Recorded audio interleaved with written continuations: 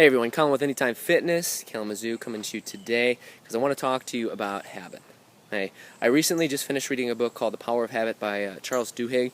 An amazing book, and personally I actually didn't read it. I had a long trip and I listened to it on audiobook. Very fascinating, a lot of great information, and so I'm going to kind of take a lot of that information that I learned from this book and kind of just in a series of videos kind of just outlay some stuff. So the first thing that I just want to kind of get out there to you guys is what is a habit?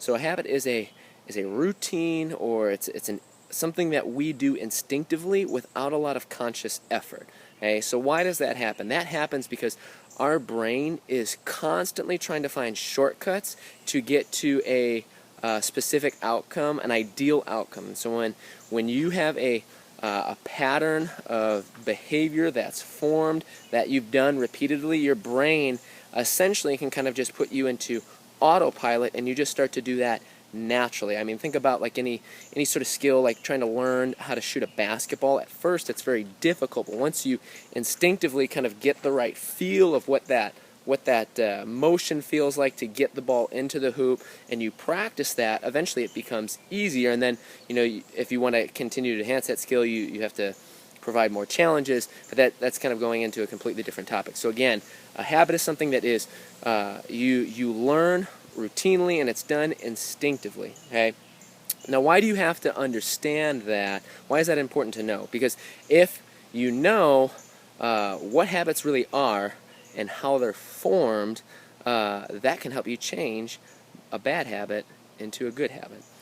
So there's a lot of research that actually says that, unfortunately, discontinuing a bad habit is almost impossible. Right? So if you already struggle overeating and not exercising, very hard thing to kind of overcome. But it's not to say that it's impossible, because there's plenty of people that do it. So what is it that allows people to be successful with that? So I'm going to just touch on that, and I'm going to elaborate on that in a later video. But essentially, what allows people to change their habits, it's very, very simple actually. It comes down to cue, routine, and reward.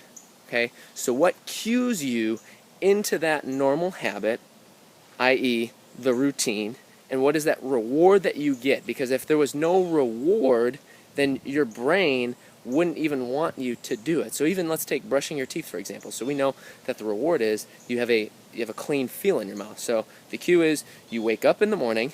Okay? The routine is I brush my teeth. The reward is my mouth feels clean. Okay? So that's just a very basic idea that I want you guys to kind of understand, because as I continue to elaborate on this, it's important to kind of understand those three things: the cue, the routine, the reward, and what exactly a habit is and how is it formed.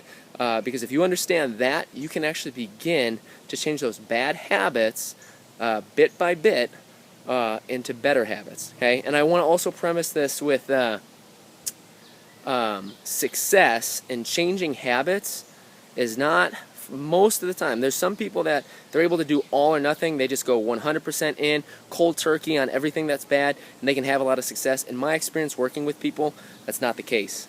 There has to be slow, gradual change in order to lead to success. Okay? So in these later videos, I'm going to talk a little bit more about how do you take small steps using what I mentioned before: the cue, the routine, the reward. How do you start to affect those in order to create gradual change that improves a bad habit and changes it into a good habit? Okay? Hope you're excited. Stay tuned for more information on the power of habit.